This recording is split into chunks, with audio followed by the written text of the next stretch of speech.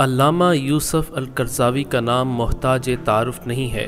آپ عالم اسلام کے ممتاز، جرری اور بے باک عالم دین، نامور فقیہ، عظیم مجدد اور مفکر، مجاہد، شاعر اور ادیب تھے۔ شیخ قرضاوی کی شخصیت مختلف کمالات کا مجموعہ تھی۔ حق گوئی، مظلوم کی تائید اور ظلم کے خلاف جد و جہد علامہ کی شخصیت کے بنیادی عناصر تھے۔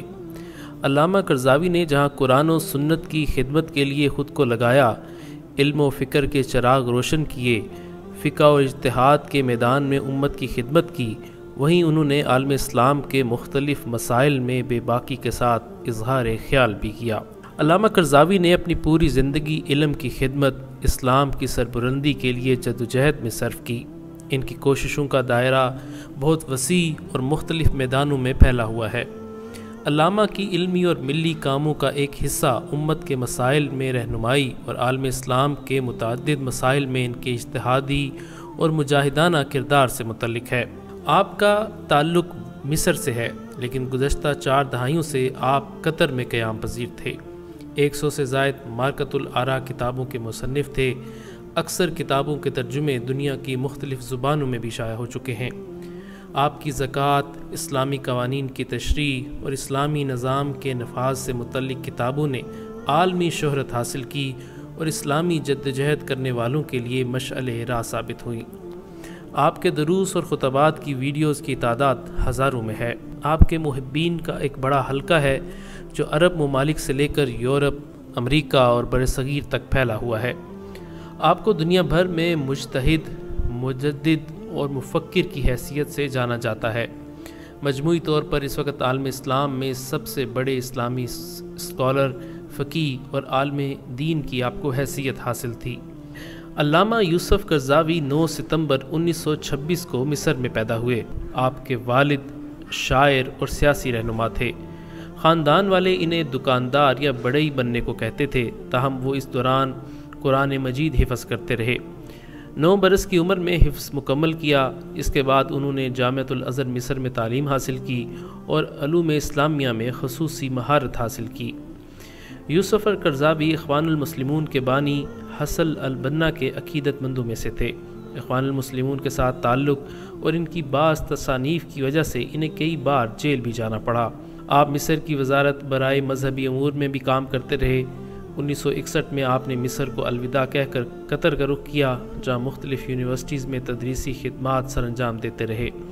اسی طرح وہ الجزائر کی یونیورسٹیز میں مختلف ذمہ داریاں ادا کرتے رہے۔ 2011 میں جب مصر میں حسنی مبارک کی حکومت کا خاتمہ ہوا تو آپ نے 1981 کے بعد پہلی مرتبہ اپنے دیار مصر میں قدم رکھا اور پہلی مرتبہ عوامی سطح پر مصر میں آپ نے ایک مجمع عام سے خطاب کیا، جس میں تقریباً 25 لاکھ عوام تھی۔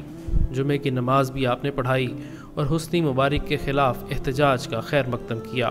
آپ طویل عرصے تک اخوان المسلمون میں سرگرم رہے۔ اخوانی قیادت نے مختلف مناصب کی پیشکش کی، لیکن انہوں نے انہیں قبول نہیں کیا۔ یوسف القرضاوی یورپین کونسل برائے فتویٰ اینڈ ریسرچ کے سربراہ تھے۔ انٹرنیشنل علماء یونین کونسل کے چیئرمین تھے۔ انہیں عرب دنیا میں غیر معمولی مقبولیت حاصل تھی۔ وہ اسلام، آن لائن نیٹ پر لوگوں کے سوالات کے جوابات اور فتاوی جاری کرتے تھے۔ رابطہ عالم اسلامی اور مجمع الفقہ الاسلامی کے بھی آپ خصوصی رکن اور ذمہ دار رہے۔ جامعۃ الازہر مصر کی بھی رکنیت حاصل تھی، جہاں سے آپ کو معطل کر دیا گیا۔ مسلمانوں کی اکثریت آپ کو معتدل، قدامت پسند اور جدید حالات سے ہم آہنگ عالم قرار دیتی تھی۔ آپ عصر حاضر کے تقاضوں کو سامنے رکھتے ہوئے لوگوں کی رہنمائی کرتے۔ انٹرنیشنل چینل الجزیرہ پر آپ کا پروگرام الشریعہ والحیاء بہت مقبول ہے۔ تقریباً 6 کروڑ سے زائد لوگ اسے دیکھتے ہیں۔ آپ کا شروع سے یہ نظریہ رہا کہ مسلمان دوسروں کو مداخلت کا موقع دینے کے بجائے اپنے مسائل خود حل کریں۔ شیخ یوسف القرضاوی کا ماننا تھا کہ پوری دنیا کے مسلمانوں کو گرین وچ ٹائم کے بجائے مکہ مکرمہ کے ٹائم کو مد نظر رکھنا چاہیے۔ وہ موجودہ تصویر کشی کو جائز قرار دینے والے پہلے عالم دین تھے۔ وہ عالم اسلام میں جمہوریت کے قیام کے بھی حامی تھے۔ ان کا کہنا تھا کہ مشرق وسطیٰ میں سیاسی اصطلاحات کی شدید ضرورت ہے۔ امریکہ میں 1999 سے آپ پر پابندی عائد تھی۔ 2008 سے برطانیہ نے بھی آپ کے جانے پر پابندی لگا رکھی تھی۔ قبل ازیں 2004 میں آپ نے برطانیہ کا دورہ کیا۔ اس کے علاوہ بھی مغرب کے کچھ ممالک نے آپ پر پابندی لگا رکھی تھی۔ کچھ عرصہ قبل سعودی عرب، متحدہ عرب امارات، بحرین اور مصر کی جانب سے قطر کا سفارتی بائیکاٹ کیے جانے کے بعد مذکورہ ممالک نے دہشت گردوں کی ایک فہرست جاری کی، جس میں 59 نمایاں شخصیات اور 12 خیراتی اداروں کا نام شامل ہے جنہیں دہشت گرد قرار دیا گیا۔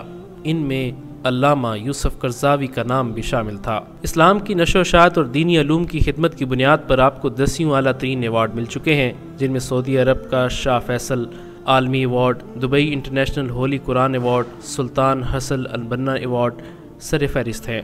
یہاں یہ بات بھی قابل ذکر ہے کہ ایک طویل عرصے تک آپ سعودی عرب اور آل سعود کے یہاں بہت اہمیت کے حامل تھے۔ ان دنوں ایک تصویر بھی سوشل میڈیا پر وائرل تھی جس میں سابق سعودی فرمان روا شاہ عبداللہ انتہائی عقیدت کے ساتھ علامہ یوسف قرضاوی سے ملاقات کر رہے ہیں۔ بتایا جاتا ہے کہ سعودی حکومت نے علامہ قرضاوی کو کئی اہم عہدوں کی پیشکش بھی کی تھی، لیکن انہوں نے قبول کرنے سے انکار کر دیا۔